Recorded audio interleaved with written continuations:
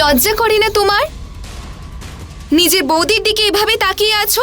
আরে না বৌদি, তুমি ভুল বুঝছো আমায়। আমার তো খিদে পেয়েছিল, তাই তোমাকে ডাকতে এসেছিলাম এখানে।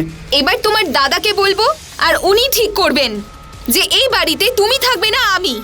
আমাদের এই সমাজে দেওর আর বৌদির সম্পর্ককে একটা পবিত্র সম্পর্ক বলে মানা হয়। এই অবস্থায় দাঁড়িয়ে কেউ সমস্ত মর্যাদাকে লঙ্ঘন করে এরকম নোংরা কাজ কি কেউ করতে পারে? নিজের বৌদিকেই লুকিয়ে লুকিয়ে দেখা তার নোংরা মনোবৃত্তির দিকে ইশারা করছিল, নাকি ওর বৌদি যেটা ভাবছিল সেটা শুধুমাত্র একটা ভুল ধারণা ছিল? নমস্কার, আমি বিনয় আনন্দ, আর ক্রাইম অ্যালার্টের এই এপিসোডে আপনাদের স্বাগত জানাই। আসুন আমি আপনাদের এখন নিয়ে যাব এই ঘটনার সঙ্গে জড়িত ক্ষেত্র ইউপির গাজিয়াবাদ জেলাতে, যেখানে একটা পরিবারের কিছু সদস্য এমন এক ষড়যন্ত্রকে বাস্তবায়িত করেছিল যা এতটাই ভয়ঙ্কর যে আপনাদের কল্পনার বাইরে।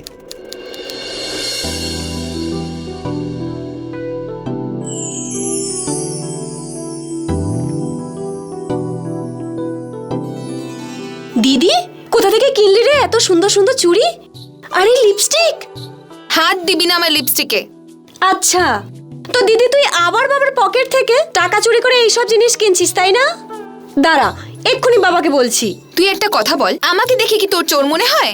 কতবার বলেছি যে বাবার পকেট থেকে টাকা নিলে সেটাকে চুরি বলে না। আর তুই এখন স্কুলে যা যা। সবিতা, দেখ মা, নিধিকে আজ তুই স্কুলে দিয়ে আসবি। আমার একটু দেরি হয়ে গেছে। ঠিক আছে বাবা।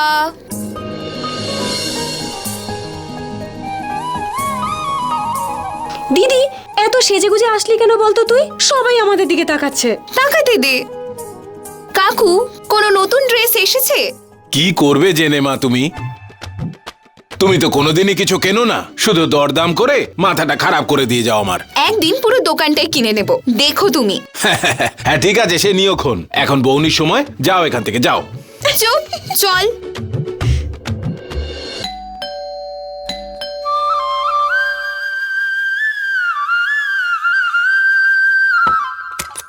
আরে দাদা, প্রণাম দাদা। কেমন আছিস? আমি ভালো আছি, তুমি কেমন আছো? খুব ভালো। আরে বাবা, ভালো থাকো বাবা, ভালো থাকো। অনেকদিন বাদে ছুটি পেলে তুমি? হ্যাঁ বাবা, তুমি তো জানোই যে গ্যারেজে আমার কত কাজ থাকে। আমি তো আগেই জানতাম বাবা, দাদা অবশ্যই আসবে। অন্য সময় দাদা আসুক বা না আসুক, কিন্তু আমার কলেজের ফিস দেওয়ার যখন লাস্ট ডেট চলে আসে, তখন দাদা ঠিক চলে আসে। আচ্ছা আচ্ছা, ঠিক আছে, তোমরা দুজনে কথা বলো, আমি একটু শঙ্করের দোকান থেকে কিছু জিনিসপত্র কিনে নিয়ে আসি। এই তুই এদিকে আয়। তোর পড়াশোনা কেমন চলছে বল? চলছে দাদা, ভালো চলছে। কি ব্যাপার লক্ষণলাল, আজকে এত কাজু বাদাম নিচ্ছ? কেন নেব না ভাই, 7 মাস পর আমার ছেলে রাকেশ বাড়ি ফিরেছে, তাই ভাবলাম আমি নিজের হাতে পায়েস তৈরি করে ওকে খাওয়াবো। আমি তোমায় বলছি লক্ষণলাল, ওর বিয়েটা এবার তুমি দিয়েই দাও। ও শহর কেন, বাড়ি ছেড়েও যাবে না কখনো। আরে ছেলের বিয়ের জন্য একটা ভালো পাত্রীও তো চাই। হ্যাঁ কাকু, আরে কবিতা মা, আজ এদিকে কি মনে করে? আসলে কাকু এখান দিয়েই যাচ্ছিলাম, ভাবলাম তোমার সঙ্গে দেখা করে যাই। আর পুরাণ কেমন আছে? একদমই ঠিক নেই কাকু। দেখো না, বাড়ির সব কাজ আমাকে দিয়েই করায়। আরে মা, তুমি তো বড় হয়ে গেছো, সংসারের সব কাজ শিখে নাও, না হলে শ্বশুর বাড়িতে গেলে সেখানকার লোকেরা কি বলবে? কাকু, তুমি বাবার হয়ে একদম কথা বলবে না, বিয়ে যখন হবে তখন দেখা যাবে। এখন আমি আসছি। আরে শোনো মা, এই চকলেট নাও, সবগুলো কিন্তু তুমি খেও না, বোনকেও দিও। ঠিক আছে, আসি কাকু। বেঁচে থাকো, ভালো থাকো।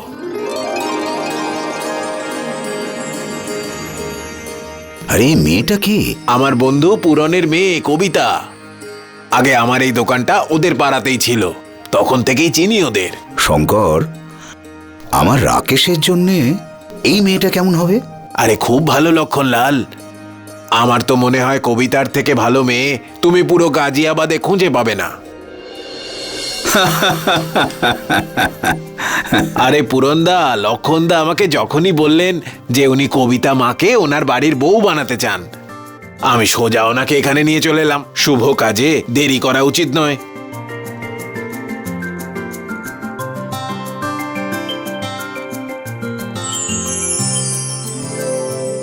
রাখ মা।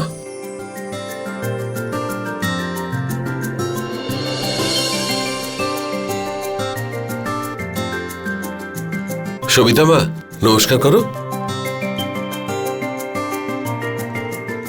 রাকেশ কয়েক বছর ধরে চণ্ডীগড়ের একটা বড় গ্যারাজে সুপারভাইজারের কাজ করে, মাইনে করি ভালোই পায়, আর নিজেদের পৈতৃক বাড়িও আছে এখানে। শঙ্করদা, তুমি তো আমাকে অনেক দিন ধরেই চেনো। অনেক পরিশ্রম করে শুধু মেয়ে দুটোকে বড়ই করতে পেরেছি। এখনো পর্যন্ত নিজের বাড়ি করে উঠতে পারিনি। এই অবস্থায় দেনা পাওনা তো। দেনা পাওনার চিন্তা আপনি একদম করবেন না পূরণবাবু। আপনার মেয়ে আমার খুব পছন্দ হয়েছে, আর আমার ছেলে রাকেশের জন্য এর চেয়ে ভালো মেয়ে আর পাবো না। আপনি শুধু ওদের দুজনের বিয়ের ব্যবস্থাটা করে ফেলুন। আমার মেয়ের সৌভাগ্য যে আপনার বাড়ি বউ হতে চলেছে। আরে ভগবানকে অনেক অনেক ধন্যবাদ, আজ আমার মেয়ের বিয়ে ঠিক হলো। বাবা, আমি বিয়ে করব না। আমি এই বাড়িতেই থেকে তোমার আর বোনের খেয়াল রাখবো। আরে পাগল হয়ে গেলি নাকি? দেখ মা, এত ভালো একটা সম্বন্ধ আর তুই না করছিস? মা, আমাদের ভাগ্য খুব ভালো। আমাদের আর কি চাই? ছেলে শহরে থাকে, গ্যারেজের মধ্যে বড় সুপারভাইজার, আর এখানে ওদের নিজের বাড়িও আছে, আর তার ওপরে শাশুড়িও নেই। পুরো বাড়িতে তুই রাজত্ব করবি। উপযুক্ত মেয়ে যদি এই বয়সে বাড়িতে বসে থাকে, তাহলে সমাজ কি বলবে? এটাই তো বলবে যে মা মরা মেয়ে, তাই বাবা ওর খেয়ালই রাখে না। সমাজে সবাই আমাকে থুথু করবে। বাবা, কার এত সাহস যে তোমাকে কথা শোনাবে? হ্যাঁ, চলো, এর মানে হলো দিদি রাজি আছে। একজন বাবার কাছে বিয়েতে মেয়ের কন্যাদান করা তার জীবনের সবচেয়ে বড় দায়িত্ব। কিন্তু এই পণ প্রথা এই পবিত্র সম্পর্কে সবচেয়ে বড় বাধা। আর সেই জন্য যখন কোনো পিতা কোনো রকম পণ ছাড়াই তার মেয়েকে বিয়ে করতে রাজি আছে এমন একজন ছেলেকে খুঁজে পায়, তখন এর থেকে বড় খুশির খবর একজন পিতার কাছে আর কিছুই হতে পারে না।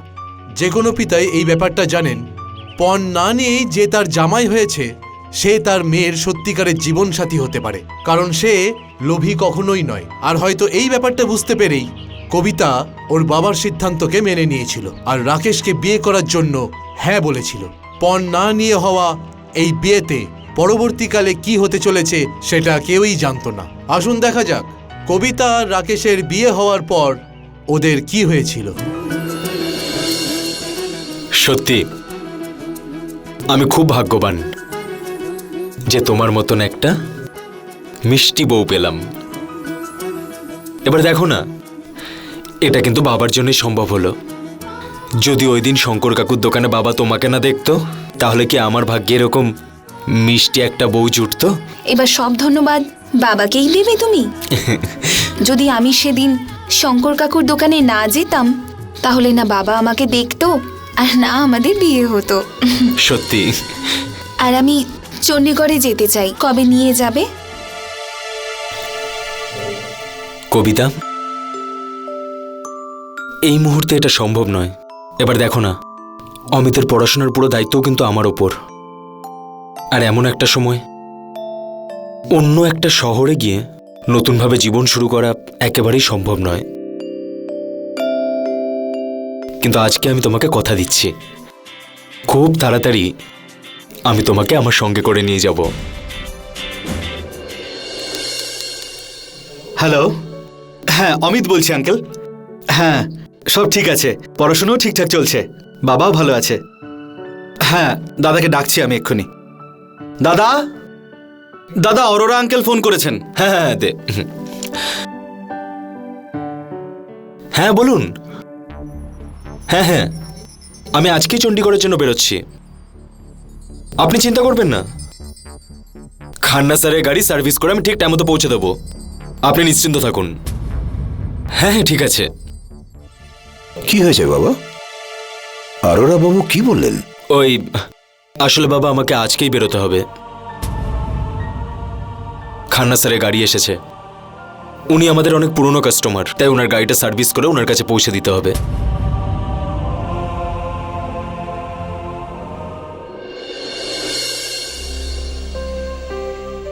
কবিতা,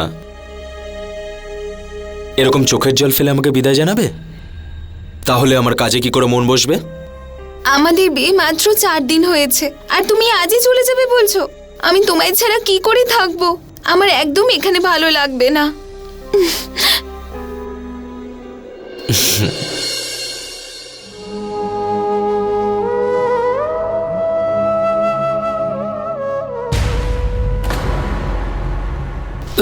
সরি দাদা, ওই হ্যাঁ, বাইরে তোমার জন্য অটো অপেক্ষা করছে। ঠিক আছে, তুই এগো, আমি যাচ্ছি। হ্যাঁ দাদা। বোঝার চেষ্টা করো না, যাওয়া যাক। চলো। বাহ বৌমা বাহ, কি ভালো রান্না করেছো তুমি। তোমার হাতে রান্না খেয়ে আমার রাকেশের মায়ের কথা মনে পড়ে গেল। উনি তো ডাল এইরকমই সাঁতলাতেন। বাবা আরেকটু ডাল দিই? না বৌমা না, আমার পেট একেবারে ভরে গেছে। অমিত আরেকটু ডাল দিই? অমিত, হ্যাঁ হ্যাঁ হ্যাঁ ডাল। হ্যাঁ বৌদি।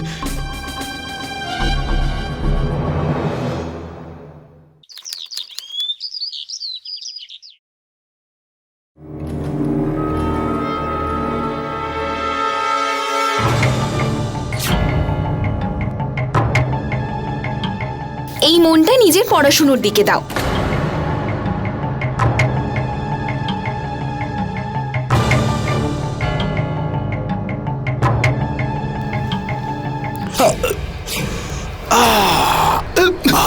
বাবা বাবা বাবা বাবা বাবা,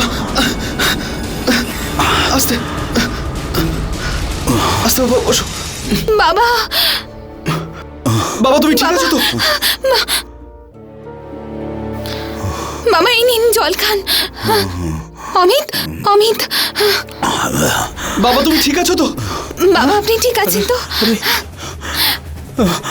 আরে আমি কিছু দেখতে পাচ্ছি না বাবা আমি কিছু দেখতে পাচ্ছি না, আমি কিছু দেখতে পাচ্ছি না।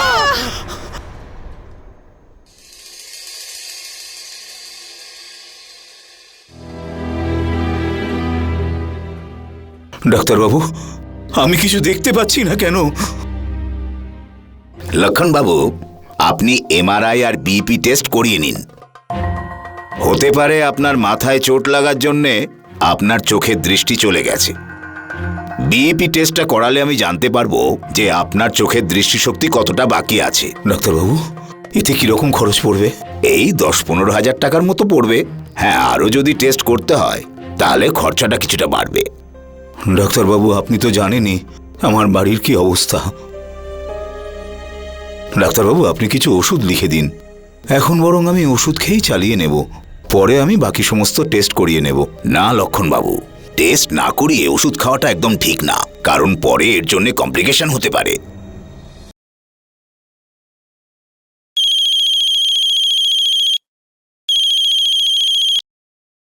হ্যালো। হ্যালো রাকেশ, আজ বাবা সিঁড়ি থেকে পড়ে গেছেন। কি করে? এখন ডক্টর ওনাকে দেখছেন। ওনার মাথায়ও চোট পেয়েছেন আর উনি কিছু দেখতেও পাচ্ছেন না। কবিতা, তুমি বাবার খেয়াল রাখো। আমি অরোরা স্যারের সঙ্গে কথা বলে আজই ওখানে পৌঁছচ্ছি। ঠিক আছে, তুমি তাড়াতাড়ি চলে এসো।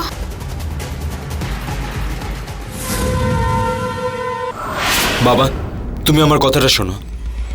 তুমি আজই আমার সাথে চণ্ডীগড়ে চলো। আমি সমস্ত চেক আপ ওখানেই করাবো। টাকার চিন্তা তুমি একদম করো না। আমি অরোরা স্যারকে ফোন করে সমস্ত ব্যবস্থা করে দিচ্ছি।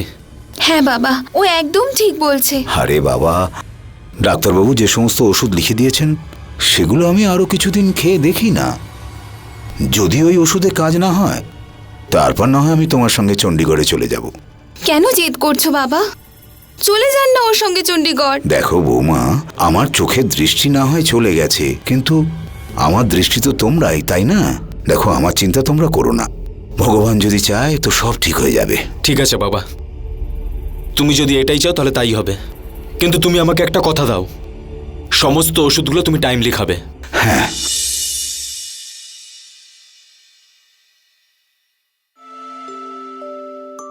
যখন থেকে এসেছো বাবা বাবা, একটু আমার খবরও নাও। তা তোমার এরকম কেন মনে হয় যে আমি তোমার খেয়াল রাখি না? তুমি যদি আমার কথা ভাবতে তাহলে 2-4 দিন আরো থাকতে। আরে কবিতা, এখন আমার দেরি হয়ে যাচ্ছে, এই অভিযোগগুলো পরে করে নিও। দেখো, আমি গ্যারেজে বলে এসেছি যে বাবাকে দেখেই খুব তাড়াতাড়ি ফিরে আসবো। প্লিজ এরকম করো না, আমার বাসের টাইম হয়ে গেছে। না, আমি তোমাকে যেতে দেব না। দাদা, অটো এসে গেছে। হ্যাঁ, আসছি। প্লিজ কবিতা, একটু বোঝার চেষ্টা করো আর নিজের খেয়াল রেখো।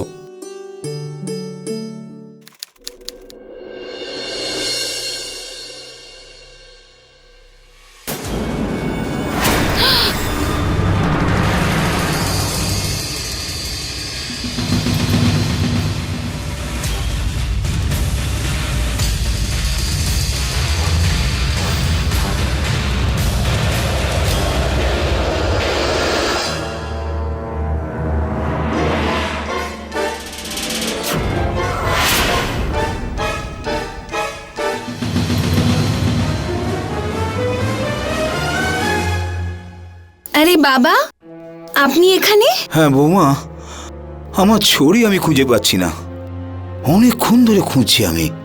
তোমাকে আমি ডাকলাম কিন্তু তুমি সাড়া দিলে না, ভাবলাম আমি বরং খুঁজে দেখি। আরে বাবা, আপনিও না লাঠিটা যেখানে সেখানে ভুলে আসেন। আজ সকালেই আপনি হলে ফেলে রেখেছিলেন, তাই আমি ঠিক করে রেখে দিয়েছিলাম। এই নিন বাবা। আচ্ছা বাবা দাঁড়ান, আমি ছেড়ে আসছি। আর বাবা, এরপরে যদি কোথাও যেতে হয় বিনা সাহায্যে কোথাও যাবেন না। আসুন বাবা, আমি আপনাকে ছেড়ে আসছি, আসুন।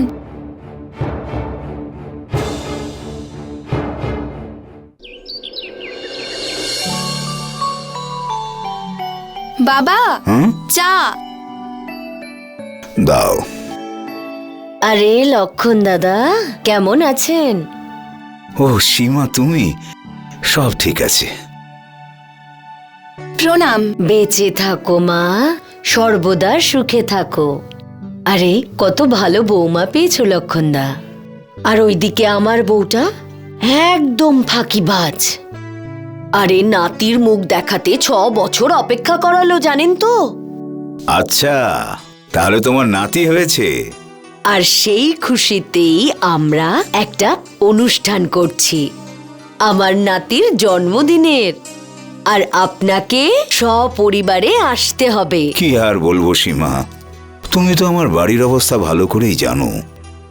অমিত তো কলেজ নিয়েই ব্যস্ত। দেখো, আমরা সবাই হয়তো যেতে পারবো না, কিন্তু আমার এই যে বৌমা নিশ্চয়ই যাবে। দেখো বৌমা, আমি কিন্তু আর কোনো কথা শুনতে চাই না। এখন লক্ষণদা তো বলেই দিয়েছেন, সেদিন তোমায় আসতেই হবে কিন্তু। হ্যাঁ কাকিমা, অবশ্যই। আচ্ছা লক্ষণদা, এখন আমি আসছি।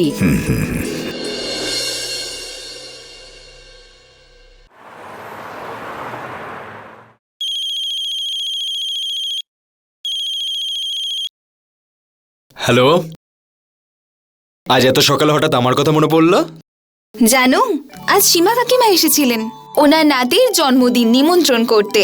তাই নাকি? এটা তো খুবই আনন্দের খবর। হ্যাঁ, আর উনি পার্টির জন্য একটা বড় হল বুক করেছেন। আরে বাহ। শোনো না, আজ পর্যন্ত আমি তোমার কাছে কিচ্ছু চাইনি, কিন্তু আজ চাইছি। বিয়ের অনেক দিন পরে একটা বড় পার্টিতে যাওয়ার সুযোগ পাওয়া গেছে। আর পরার জন্য ভালো একটা শাড়িও নেই। বেশি না, মাত্র 10,000 টাকা আমাকে পাঠাও। আমি একটা ভালো দেখে শাড়ি আর কিছু মেকআপের জিনিস কিনে নেব, ঠিক আছে? কবিতা, তুমি তো জানোই যে বাবার চিকিৎসার জন্য কত খরচ হচ্ছে। আর বাবার চোখটা যদি ঠিক না হয় তাহলে আবার চেক আপ করাতে হবে। কোথা থেকে পাবো আমি এত টাকা? আর কিছুদিন ওয়েট করো, আমি তোমার জন্য খুব সুন্দর একটা শাড়ি নিয়ে আসবো। এতদিন পর তোমার কাছে কিছু একটা চাইলাম, তুমি সেটাতেও না বললে। হ্যালো বৌমা। হ্যাঁ বাবা। আমায় আমার ঘরে একটু পৌঁছে দাও না। হ্যাঁ বাবা।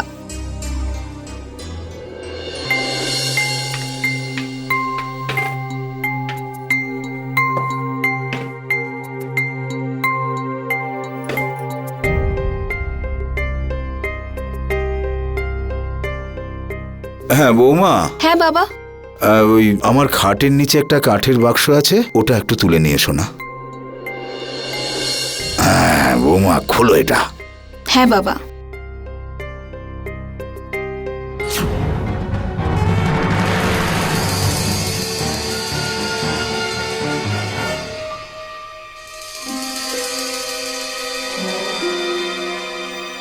বাবা, হ্যাঁ, এতগুলো টাকা আর এত গয়না, এগুলো এলো কোত্থেকে? আরে বৌমা, কবছর আগে আমি জমি বিক্রি করে এই টাকাগুলো পেয়েছিলাম। ভেবেছিলাম বুড়ো বয়সে কাজে লাগবে, কিন্তু আমি এটা ভুলে গিয়েছিলাম যে যার এত ভালো ছেলে রয়েছে আর যার এত ভালো বৌমা রয়েছে, তার বুড়ো বয়সে কিসের চিন্তা। হ্যাঁ বৌমা, তুমি ভালো ভালো শাড়ি কিনে নাও, সেই সঙ্গে পায়ের নুপুর কেনো, গয়নাগাটি কেনো, আর তোমার যা মন চায় কিনে নাও, ঠিক আছে বৌমা? আরে কবিতা, বিয়ে কবে হলো তোমার? কিছু মাস আগেই হয়েছে। আচ্ছা কাকু, কিছু ভালো শাড়ি দেখাও তো। আজও কি শুধু দরদামি করবে?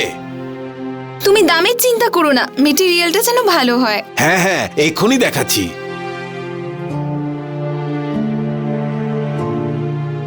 হ্যাঁ, এই দেখো, এই দেখো নতুন ডিজাইন। এটা পরলে খুব ভালো দেখাবে তোমাকে। এটা প্যাক করে দাও। কত দাম এটার? 2500। ঠিক আছে। হ্যাঁ,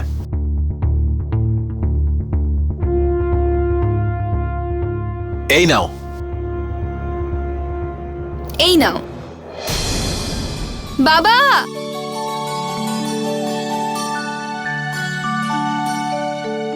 বাবা দেখুন না আজ আমি কি কি কিনে এনেছি। এই দেখুন বাবা, এই দেখুন এই শাড়িটা, আর দেখুন দেখুন, এই দেখুন আমার নতুন চুড়ি, দেখুন না বাবা, দেখুন, আর আমার নতুন সেট দেখুন বাবা, দেখুন। বাবা আজ আমি ভীষণ খুশি। শুধু সব সময় এরকম খুশি থেকো। হ্যাঁ, সীমার বাড়িতে এমন সেজেগুজে যাবে যাতে সবাই বুঝতে পারে যে তুমি লক্ষণ বাবুর বৌমা। হ্যাঁ বাবা, আজ আমি এমন ভাবে সাজবো যে সবাই তাকিয়ে থাকবে।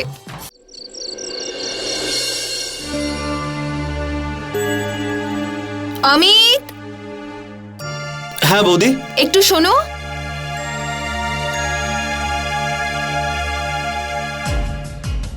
বৌদি, তোমাকে আজ দারুণ লাগছে।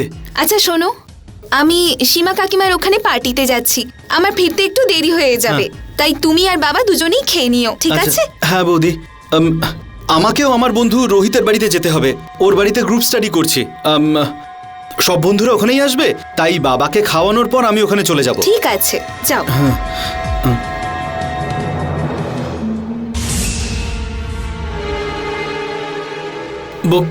বৌদি, যদি তুমি বলো তো আমি তোমাকে বাইকে ছেড়ে দিয়ে আসি। আরে না না, সীমা কাকিমার ওখান থেকে গাড়ি আসবে, উনি হল অব্দি ছেড়ে দেবেন, তুমি বরং চলে যাও, কেমন? ঠিক আছে। ঠিক আছে।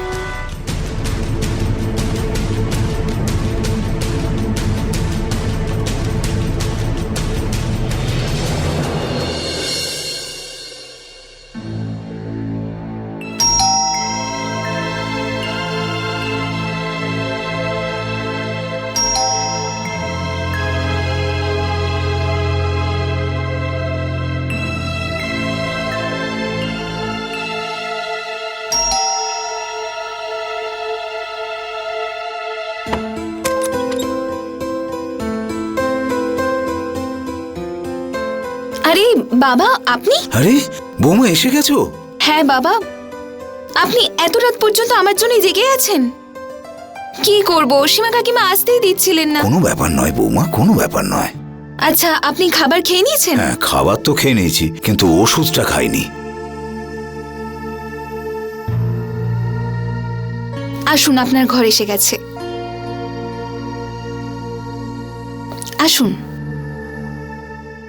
বসুন।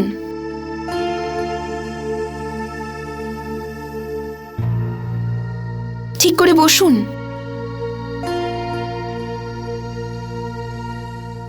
এই নিন বাবা ওষুধ, এই যে জল, খেয়ে নিন।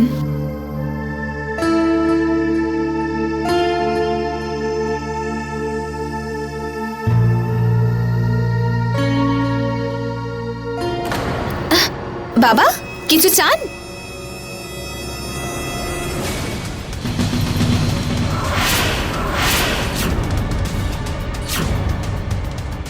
বাবা,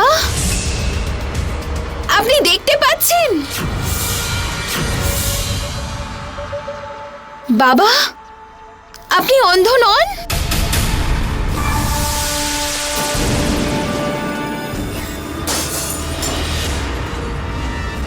বাবা, আপনি কি পাগল হয়ে গেছেন? পাগল তো আমি সেদিনই হয়েছিলাম, যেদিন আমি তোমায় প্রথম দেখেছিলাম।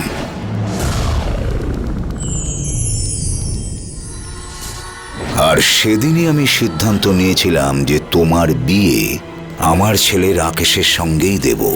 আর আমি আমার পরিকল্পনাতেও সফল হলাম, কিন্তু আমার আসল ইচ্ছে পূরণ হলো না। তখন আমি একটা বুদ্ধি খাটালাম। তোমার কাপড় বদলানো থেকে শুরু করে সব সময় তোমার উপর আমার নজর ছিল।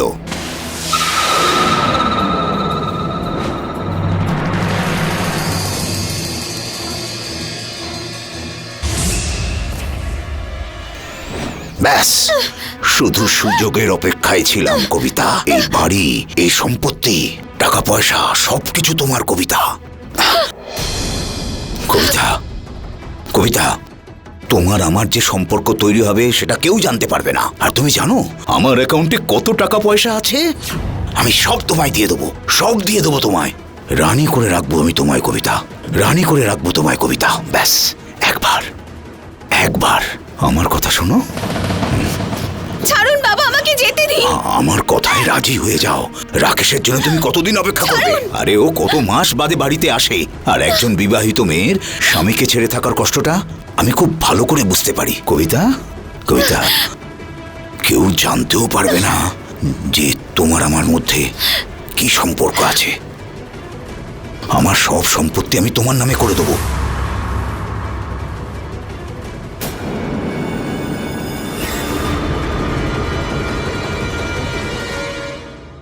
শ্বশুর আর পুত্রবধূর সম্পর্ক একজন বাবা এবং তার মেয়ের সম্পর্কের মতনই পবিত্র, কিন্তু এই সম্পর্ককেই লক্ষণলাল আর কবিতা অপবিত্র করে তুলেছিল।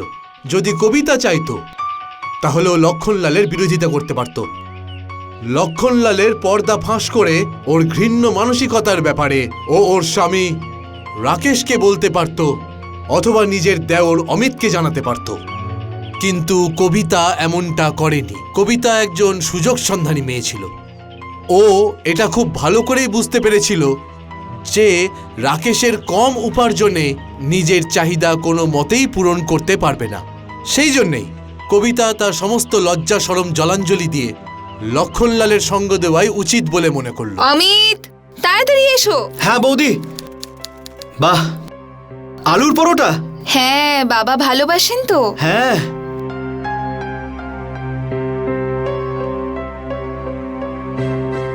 বাহ বৌদি, খুব টেস্টি হয়েছে। সত্যি তোমার হাতে জাদু আছে। বৌমা, একটু এদিকে এসো। হ্যাঁ হ্যাঁ, তুমি খাও, আমি দেখছি। হ্যাঁ,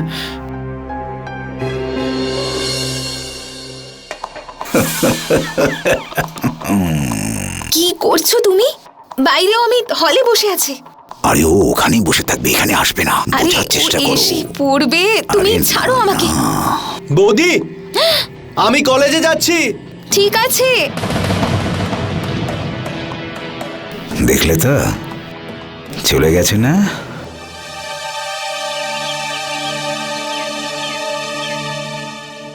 এখন আমি তোমার প্রতি আসক্ত হয়ে পড়েছি। এখন আমি আর তোমাকে ছেড়ে থাকতে পারি না কবিতা। এই মোবাইল। আমিও তোমাকে ছেড়ে থাকতে পারছি না।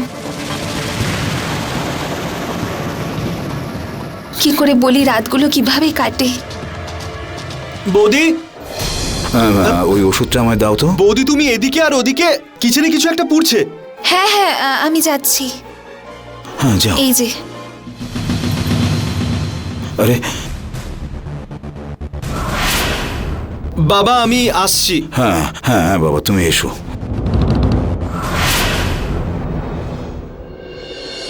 বৌমা, আমাকে একটু বাথরুমের কাছে নিয়ে চলো তো। হ্যাঁ বাবা, চলো। এসো বাবা। আমি তোমাকে নিয়ে যাচ্ছি। এখন থেকে তোমার খেয়াল আমি রাখবো। এমনিতেও কলেজে ছুটি পড়ে গেছে, এখন থেকে তোমার দেখাশোনা আমিই করব। এই অমিতের কিছু একটা ব্যবস্থা করতেই হবে।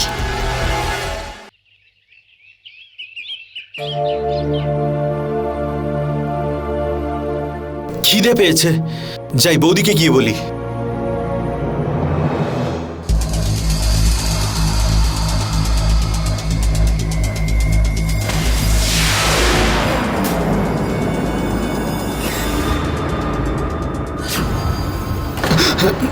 লজ্জা করে না তোমার? নিজের বৌদির দিকে এভাবে তাকিয়ে আছো? আরে না বৌদি, তুমি ভুল বুঝছো আমায়। আমার তো খিদে পেয়েছিল, তাই তোমাকে ডাকতে এসেছিলাম এখানে। এবার তোমার দাদাকে বলবো, আর উনি ঠিক করবেন যে এই বাড়িতে তুমি থাকবে না, আমি। বেরো এখান থেকে। লজ্জা করলো না তোর নিজের বৌদিকে নোংরা চোখে দেখতে? আমার কথাটা তো শোনো দাদা। কিচ্ছু শুনতে চাই না আমি, তুই চলে যা এখান থেকে, বেরো। দাদা তুমি যা ভাবছো সেরকম কিচ্ছু হয়নি। বাবা বাবা আমি সত্যি কথা বলছি, বৌদির ঘরে আমি ভুল করে ঢুকে পড়েছিলাম। বোঝাও না দাদাকে। বাবা ওকে বলে দাও ও যেন এখান থেকে চলে যায়, না হলে আজকে আমি খারাপ কিছু করে ফেলবো। চলে যায় এখান থেকে, আর কখনো মুখ দেখাবি না আমাকে।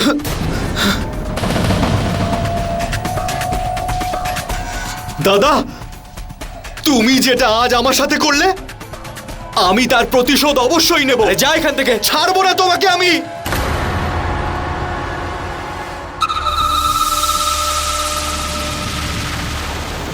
বাবা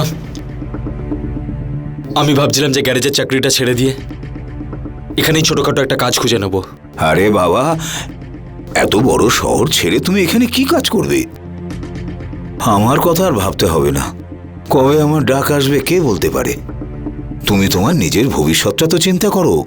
বড় শহরে অনেক টাকা রোজগার করতে পারবে, এরপর তোমার ইচ্ছে। বৌমা হ্যাঁ বাবা। তুমি ওকে বোঝাও। কিন্তু বাবা, আপনাদের দুজনের মাঝে আমি কি বলি? বাবা তুমি ঠিক বলছো, আমিও ওই শহরে আমার ফিউচারটাকে দেখতে পাই, কিন্তু আজকে অমিত যে কাজটা করলো না। তুমি এত চিন্তা কেন করছো? সবাই আছে তো আমাদের সঙ্গে। তুমি শুধু মন দিয়ে নিজের কাজ করে যাও। তুমি আমাদের চিন্তা একদম করবে না। আরে বাবা, বৌমা ঠিকই বলছে। ঠিক আছে, তুমি নিজের খেয়াল রেখো। আর ওই অমিতকে আশেপাশে যদি কোথাও দেখতে পাও আমাকে সাথে সাথে ফোন করবে।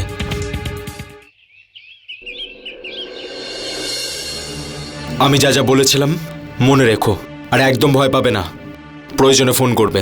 ঠিক আছে। অটো, ঠিক আছে আমি আসছি। আচ্ছা বাবা আসছি। হ্যাঁ বাবা, হ্যাঁ।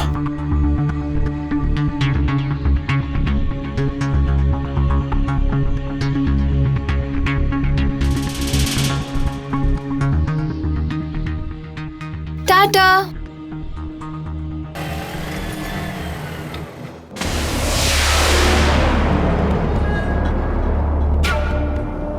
একে বলে এক ঢিলে দুই পাখি মারা।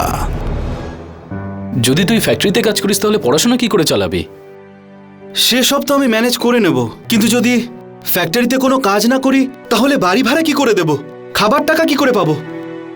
দাদা তো বাড়ি থেকে বের করে দিল। এখন যা করার সব আমাকেই ম্যানেজ করতে হবে। একটা কথা আমি বুঝতে পারছি না অমিত, তোর বৌদি তোর ওপর মিথ্যে অভিযোগ এনে তোকে বাড়ি থেকে কেন বের করে দিল? অরোরা আঙ্কেলের ফোন? উনি কেন আমায় ফোন করছেন? হ্যালো অমিত, রাকেশের তো 3 দিন আগে চণ্ডীগড়ে আসার কথা ছিল। তোমার বাবাকেও 2 দিন ধরে ফোন করছি, মোবাইল সুইচ অফ বলছে। রাকেশকে তাড়াতাড়ি বলো আমাকে একটা ফোন করতে। হ্যাঁ আমি বলছি দাদাকে, এক্ষুনি আমি ফোন করছি। কি হয়েছে? আসলে দাদা যে গ্যারেজে কাজ করে তার মালিক অরোরা আঙ্কেল ফোন করেছিলেন। উনি বললেন যে দাদা 3 দিন আগে চণ্ডীগড়ে পৌঁছে যাওয়ার কথা, কিন্তু এখনো ওখানে পৌঁছয়নি। স্বামী এবং স্ত্রীর সম্পর্ক শুধুমাত্র বিশ্বাসের উপর নির্ভর করেই সারা জীবন কেটে যায়। আর হয়তো এই জন্যেই রাকেশ একজন দায়িত্বশীল পুরো পরিবারের দায়িত্ব নিজের কাঁধে তুলে নেওয়ার মতন মেয়ে পেয়েছিল বলে খুবই খুশি হয়েছিল। কিন্তু রাকেশ এটা জানতো না যে ওর অজান্তেই কবিতা ওর সঙ্গে প্রতারণা করছিল। একদিন অমিতের কাছে রাকেশের গ্যারেজ মালিকের কাছ থেকে ফোন এলো আর জানতে পারল যে রাকেশ 3 দিন আগেই বাড়ি থেকে বেরিয়েছে আর রাকেশ চণ্ডীগড়েও পৌঁছায়নি। তাহলে রাকেশ গেল তো কোথায় গেল? ওই দিন অমিত আর রাকেশের মধ্যে যে ঝামেলা হয়েছিল সেই ঝামেলা কি এতটাই বড় হয়ে উঠেছিল, এতটাই চরমে পৌঁছেছিল যে অমিতই শেষ পর্যন্ত রাকেশের ক্ষতি করে, নাকি রাকেশ কোনো বড় ষড়যন্ত্রের শিকার হয়েছিল? রাকেশ তাহলে কোথায় গায়েব হয়ে গেল? আসুন দেখা যাক। আরে বৌমা, এক গ্লাস জল দাও না।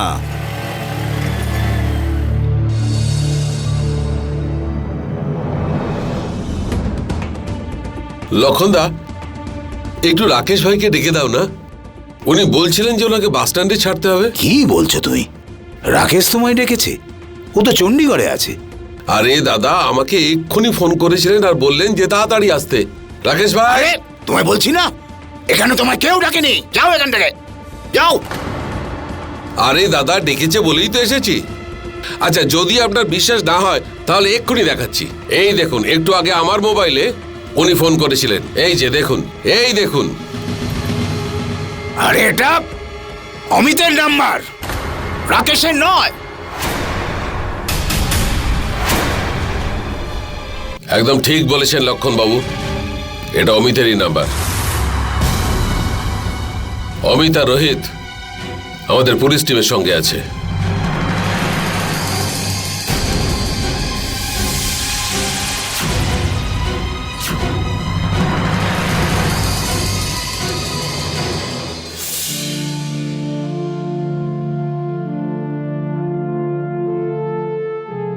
যখন অমিত আমাদের বলল যে রাকেশ 3 দিন ধরে নিখোঁজ। ইন্সপেক্টর স্যার, আমি গতকাল রাতে বাড়িতে গেছিলাম, কিন্তু ওখানে যা দেখলাম সেটা।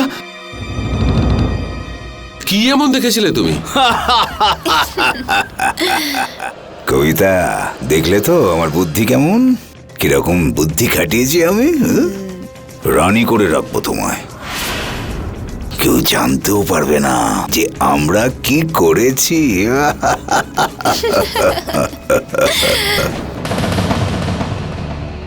কি বলছেন আপনি? আমি কিছুই বুঝতে পারছি না।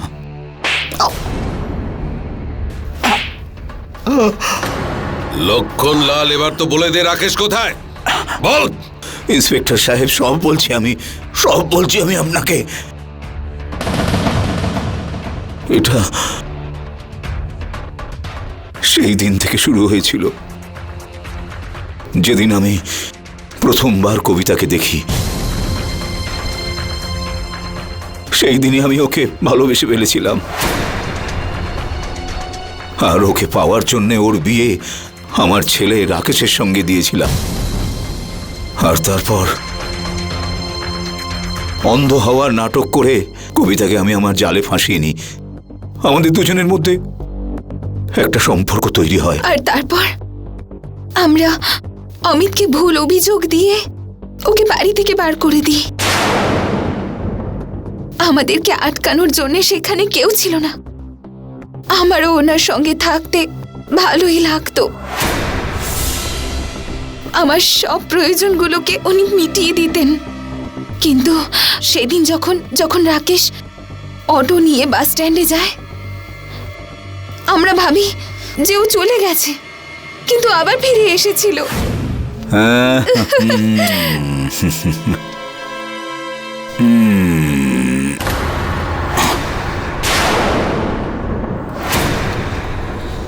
নির্লজ্জ!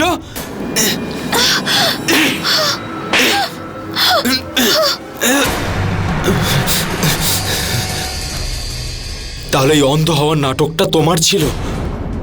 আরে আমার লজ্জা করে তোমাকে বাবা বলে রাখতে। আর তুমি, তোমাকে তো আমি ছাড়বো না।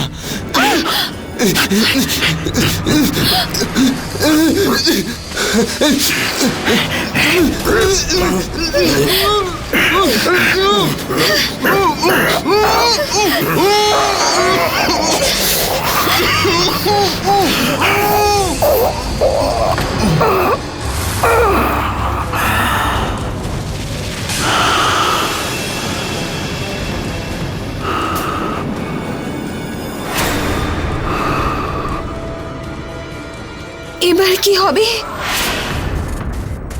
তারপর আমরা দুজনে ওর দেহটা বাড়ির পেছনে পুঁতে দিই। তোমাদের দুজনের লজ্জা হওয়া উচিত। শ্বশুর আর বৌমার সম্পর্ক এইভাবে বদনাম করলে তোমরা। যে অপরাধ তোমরা দুজনে করেছ তার শাস্তি তো তোমরা অবশ্যই পাবে। এবার বাকি জীবনটা তোমরা জেলেই কাটিও। লক্ষণলাল আর কবিতার সম্পর্ক সমাজের দৃষ্টিতে একটি অবৈধ সম্পর্ক ছিল। আর যখনই এই রকম সম্পর্ক পরিণতি পাওয়ার জন্য অন্যায়ের রাস্তা বেছে নেয়, তখন অপরাধ হয়েই থাকে। শুধুমাত্র শারীরিক খিদে মেটানোর জন্য একজন শ্বশুর এবং একজন বৌমা এক পবিত্র সম্পর্ককে কলঙ্কিত করে তোলে, আর দুজনে ষড়যন্ত্র করে এক নির্দোষের প্রাণ নিয়ে নেয়। আদালত লক্ষণলাল আর কবিতাকে আইপিসি ধারা ৩০২ রাকেশকে খুন করার জন্য, আইপিসি ধারা ৩৪ আর আইপিসি ধারা ১০২ অনুযায়ী হত্যায় একে অপরের সঙ্গ দেওয়া এবং প্রমাণ লোপাটের অভিযোগে দুজনকেই যাবজ্জীবন কারাবাসে সাজা শোনায়। এইরকম পবিত্র সম্পর্ককে কলঙ্কিত করে শ্বশুর আর বৌমার ঘৃণ্যকৃত কর্ম জেলের ৪ দেওয়ালের মধ্যেই শেষ হয়ে যায়। এই জন্য আমরা তো আপনাদের এটাই বলবো, আমাদের সকলের উচিত ভারতীয় সংস্কৃতিকে সম্মান করা এবং তার মর্যাদা বজায় রাখা। আমাদের প্রত্যেকের সম্পর্কের পবিত্রতা বজায় রাখা উচিত। আমাদের এটা মনে রাখতে হবে যে আবার কোনো সম্পর্ক যেন কলঙ্কিত না হয়, আর নতুন করে যেন কোনো অপরাধ না হয়। ততক্ষণের জন্য আমি বিনয় আনন্দ আপনাদের কাছে বিদায় নিচ্ছি। আর থাকুন অ্যালার্ট, আর দেখতে থাকুন ক্রাইম অ্যালার্ট। জয় হিন্দ।